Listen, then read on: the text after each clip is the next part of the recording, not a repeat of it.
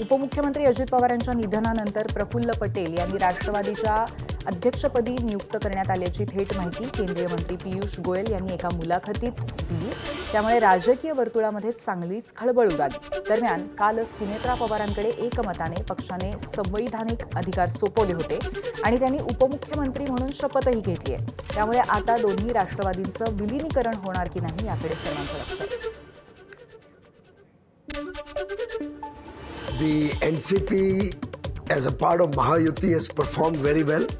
The leadership is clearly was with Ajit Pawar and now with Sunetra Pawarji. Praful Patel has been appointed national president of the NCP. I don't see Mr. Sharad Pawar being invited to join the NCP given that he has lost the people's trust and the vote.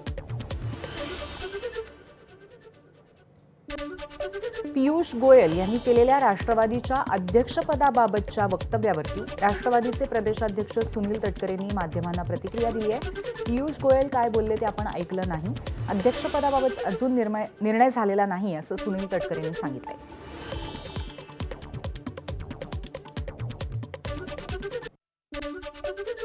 Piyush Goyal यांनी असं म्हटलेलं आहे की प्रफुल्ल पटेल यांची राष्ट्रीय अध्यक्ष म्हणून नियुक्ती झालेली आहे। राष्ट्रवादीच्या राष्ट्रीय अध्यक्षपदी नियुक्ती झाली नाही, असा काही निर्णय झालेला नाही त्या ठिकाणी। पियुषजी गोयल काय म्हणत मी स्वतः ऐकलेलं नाही, पण तसा काय निर्णय झालेला नाही। दरम्यान या संपूर्ण प्रकरणावरती आता स्वतः प्रफुल्ल पटेल यांनी एक्स पोस्ट करत प्रतिक्रिया दिली आहे। राष्ट्रवादीच्या अध्यक्षपदी नियुक्त झाल्याचे अहवाल हे पूर्णपणे निराधार आहेत, त्यात कुठलंही तथ्य नसल्याचं प्रफुल्ल पटेल यांनी स्पष्ट केलंय। तसंच राष्ट्रवादी पक्ष ही एक लोकशाही संस्था आहे। पक्षातील निर्णय हे वरिष्ठ अधिकारी, आमदार, खासदार आणि पदाधिकाऱ्यांशी सल्लामसलत करून घेतले जातील अशी माहिती प्रफुल्ल पटेल यांनी एक्स पोस्ट करत दिली आहे। केंद्रीय मंत्री पियुष गोयल यांनी आपल्याला चुकीची माहिती मिळाली होती, त्याची पडताळणी केल्याशिवाय माध्यमांना काही विधानं केली आहेत, त्याबद्दल दिलगिरी व्यक्त केलेली आहे। तसंच राष्ट्रवादी पक्ष उपमुख्यमंत्री सुनेत्रा पवारांच्या नेतृत्वाखाली कार्यरत असल्याची माहिती एक्स पोस्टद्वारे दिली आहे। राष्ट्रवादी पक्षाचा राष्ट्रीय अध्यक्ष कोण असेल यावर इतरांनी बोलू नये, हा निर्णय घेण्याचा अधिकार फक्त आणि फक्त सुनेत्रा पवारांचा असेल असं वक्तव्य राष्ट्रवादीचे आमदार सुनील शेळकेंनी केलं।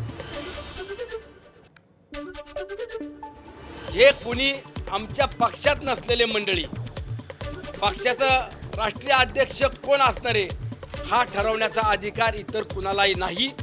उद्याच्या काळामध्ये सर्वस्वी अधिकार पक्षाचा राष्ट्रीय अध्यक्ष कोण असेल, पक्षाच्या जबाबदाऱ्या घेत असताना कुणाला कुठल्या भागातली विभागातली जबाबदारी दिली पाहिजे, विधिमंडळाचं कामकाज करत असताना कुणाला विधिमंडळामध्ये मंत्रिमंडळामध्ये समाविष्ट करायचे, कुणाला वेगळ्या जबाबदाऱ्या द्यायच्या, हा सर्वस्वी अधिकार हा सुनित्रा वहिनी अजितदादा पवारांचाच असेल।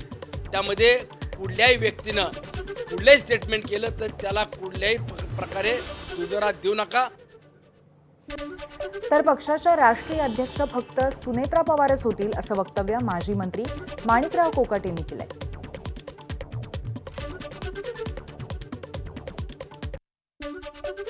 सुनेत्रा पवार सोडून वहिनी सोडून दुसरा अध्यक्ष होणार नाही। तुम्ही सह्या वगैरे केलेल्या आहेत का? सह्या करो किंवा ना करो, आमची युनॅनिमसली सर्व पक्षाच्या लोकांचा निर्णय झालेला आहे की उत्तराधिकारी सुनेत्रा वहिनी असतील, सुनेत्रा पवार असतील आणि त्या राष्ट्रीय अध्यक्ष असतील, त्या उपमुख्यमंत्री असतील, त्या विधिमंडळ पक्षाच्या नेत्या असतील आणि राष्ट्रवादी काँग्रेस पक्षाच्या सर्व सुनेत्रा पवार वहिनीच असतील, यात शंका नाही। दोन्ही राष्ट्रवादींच्या विलीनीकरणावरती चर्चा सुरू असताना मुख्यमंत्री देवेंद्र फडणवीसांनी ही प्रतिक्रिया दिली आहे। विलीनीकरणाची तारीख ठरली असती तर अजित पवारांनी आम्हाला सांगितलं असतं। भाजपशी चर्चा केल्याशिवाय राष्ट्रवादी एकत्रीकरणाचा निर्णय अजितदादांनी घेतला असता का, अशी प्रतिक्रिया मुख्यमंत्री देवेंद्र फडणवीसांनी दिली आहे।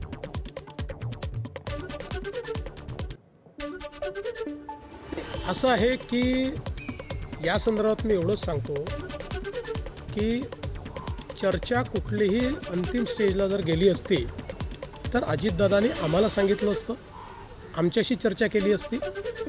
कुठली तारीख जर ठरली असती तर ते आमच्या सरकारमध्ये आहेत आणि सरकारमध्ये आमच्याशी शेअर न करता ते असा निर्णय घेऊ शकतील का? त्यामुळे आता पवार साहेबांचं आणि त्यांचं काय बोलणं झालं, कोणाचं आणि त्यांचं काय बोलणं झालं, मला याची कल्पना नाही. आमच्यापुरतं मी सांगतो की अशा प्रकारच्या तारखेची माहिती आम्हाला नाही. असं आहे. मुख्यमंत्री देवेंद्र फडणवीसांच्या या दाव्यानंतर शशिकांत शिंदेंनी एबीपी माझाला प्रतिक्रिया दिली आहे. अजित पवारांची शपथ घेऊन सांगतो, आमचं बोलणं झालं होतं. 12 तारखेला स्वतंत्र बैठका घेऊन दोन्ही राष्ट्रवादीच्या विलिनीकरणावरती निर्णय होण्याचा विचार होता, अशी प्रतिक्रिया शशिकांत शिंदेंनी दिली आहे. अजितदादांच्या निधनानंतर आम्हाला कोणताही राजकीय फायदा उठवायचा नाही, असंही ते म्हणाले.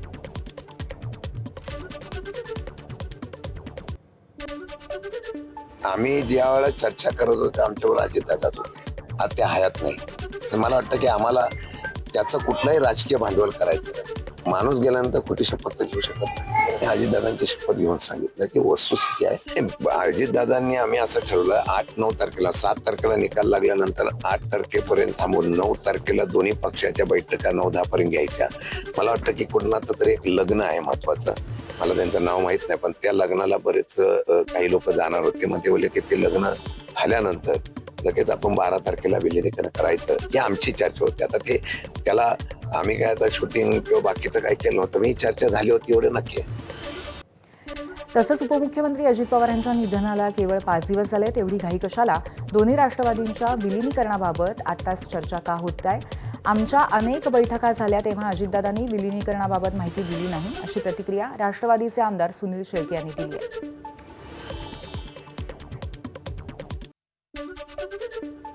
त्यांना एवढा दावा करायचा उतवळेपणा का आलाय? एवढा उतवळेपणा आजच का? ज्या वेळेला दादा हयातीत होते, दादांना तुम्ही कधी कुणी चांगल्या पद्धतीनं पाहिलं? कुणी का दादांना तुम्ही महाराष्ट्र सुद्धा तुम्ही पक्षाचा अध्यक्ष करून नाही पाहिले? मुख्यमंत्री म्हणून दादांचं स्वप्न तुम्ही पूर्ण करण्याकरता का नाही एकवटले? ठीक आहे, आज मला त्याच्यात जाऊ नका, माझी विनंती आहे तुम्हाला. या सगळ्या प्रक्रियेत किंवा या घटनेत आज तुम्ही दुःखामध्ये हे राजकीय विषय कुणी आणू नये.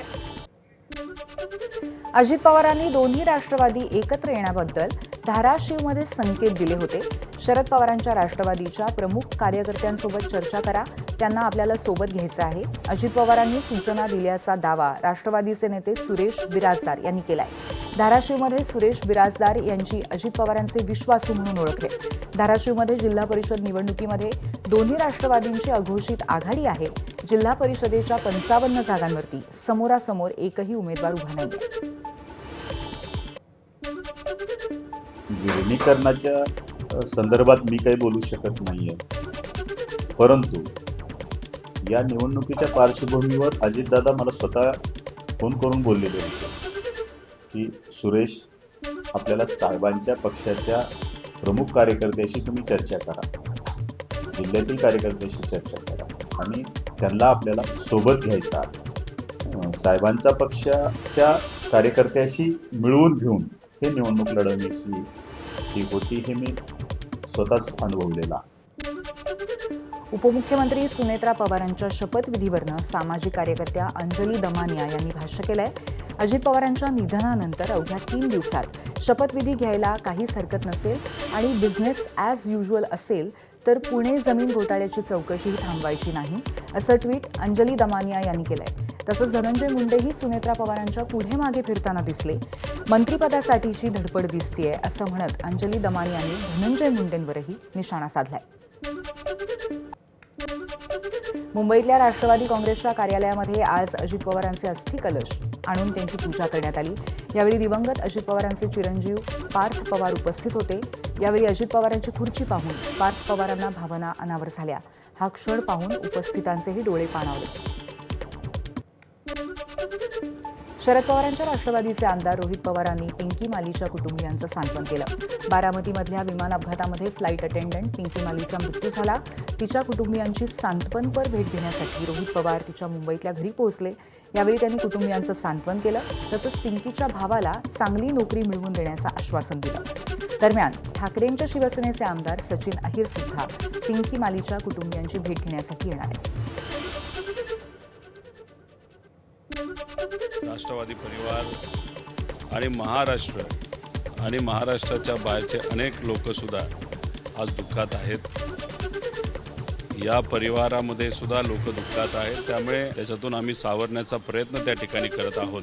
त्यामुळे आमची सुद्धा जबाबदारी आहे की त्या परिवाराबरोबर राहून त्यांचं सांत्वन करणं, त्यांच्याबरोबर राहणं, त्यांच्या अडचणी समजून घेणं आणि ज्या ज्या काही अडचणी आपल्याला सोडवता येईल त्यासाठी प्रामाणिकपणे प्रयत्न करणं, तिथं आम्ही सर्वजण लक्ष देऊन आहोत. बारामतीमध्ये अजित पवारांचं भव्य स्मारक बांधलं जाणार. विद्या प्रतिष्ठानचे विश्वस्त किरण गुजर यांनी याबद्दल माहिती दिली आहे. शरद पवार यांनी स्मारकासाठी विद्या प्रतिष्ठानच्या प्रांगणामध्ये पाहणी केली. विद्या प्रतिष्ठानचे सर्व विश्वस्त चर्चा करून पुढची दिशा ठरवणार असल्याचं विश्वस्त किरण गुजर यांनी सांगितलंय.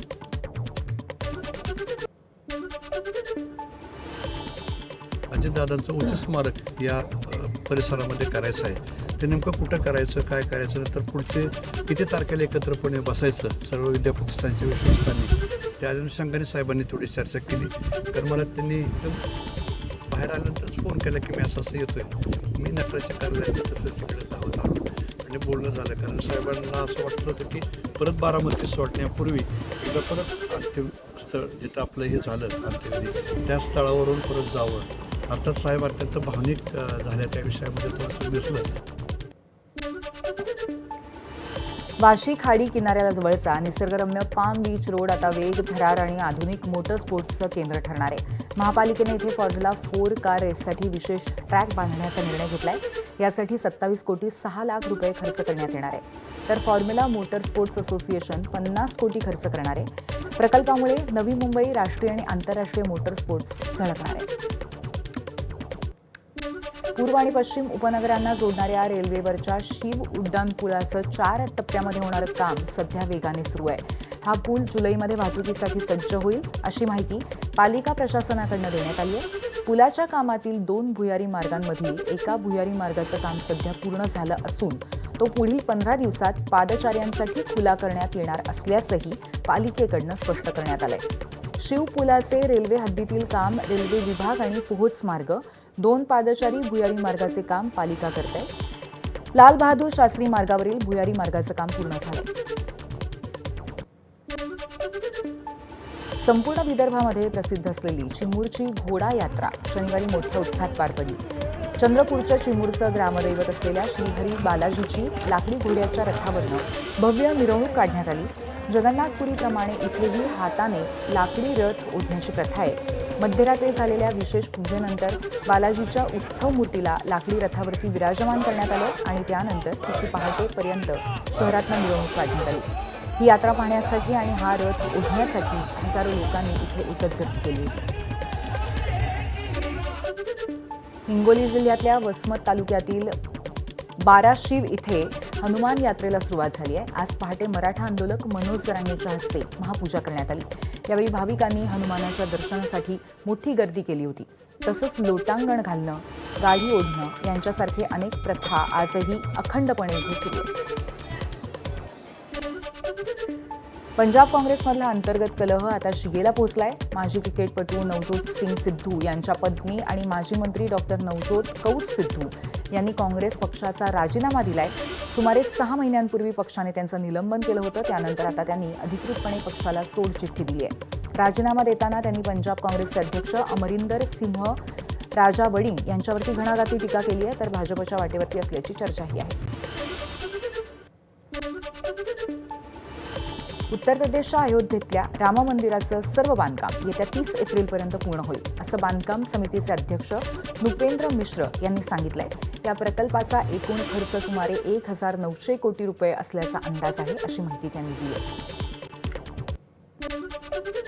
जम्मू काश्मीर आणि हिमाचल प्रदेशामध्ये जोरदार बर्फवृष्टी होतीये. यात दिलासादायक बातमी म्हणजे अनेक महामार्ग आणि रस्ते खुले झालेत, तर काही ठिकाणी रस्ते खुले करण्यासाठी दिवस रात्र युद्धपातळीवरती काम सुरू आहे. श्रीनगर लेह राष्ट्रीय महामार्ग गेल्या आठवड्यापासून जोरदार बर्फवृष्टीमुळे बंद होता, परंतु आता जोजिला पासमधनं वाहतूक पूर्ववत करण्यात आली आहे. प्रशासनाने कारगिल बाजूने एकेरी वाहतूक करण्याला परवानगी दिली आहे. त्यामुळे अडकलेल्या प्रवाशांना काहीसा दिलासा मिळालाय. तर हिवाळ्यामध्ये पहिल्यांदाच मुघल रोड खुला करण्यासाठी BROने मोहीम सुरू केली आहे. याशिवाय हिमाचल प्रदेशातील मनाली इथे बर्फवृष्टी सुरू आहे, पण इथली वाहतूक कोंडी सुटल्यामुळे पर्यटक अडचणीशिवाय प्रवास करू शकतील. जम्मू काश्मीरच्या सोनमर्गमध्ये सध्या जोरदार बर्फवृष्टी होतीये. देश विदेशातील पर्यटक या बर्फाचा आनंद घेण्यासाठी काश्मीरमध्ये दाखल झाले. अशातच एका विदेशी पर्यटकाचा बर्फामध्ये राईड करताना गंभीर जखमी झालाय. या पर्यटकाला रेस्क्यू टीमने रुग्णालयामध्ये दाखल केलं. हा विदेशी पर्यटक कॅनडाचा असल्याची माहिती आहे.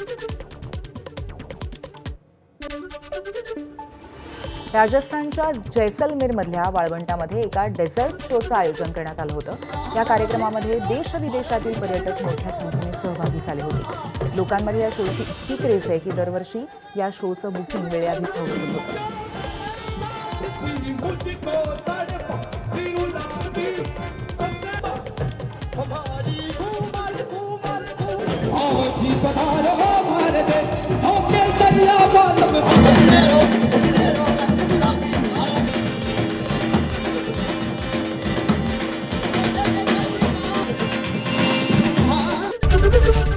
एबीपी माझा, उघडा डोळे बघा नीट.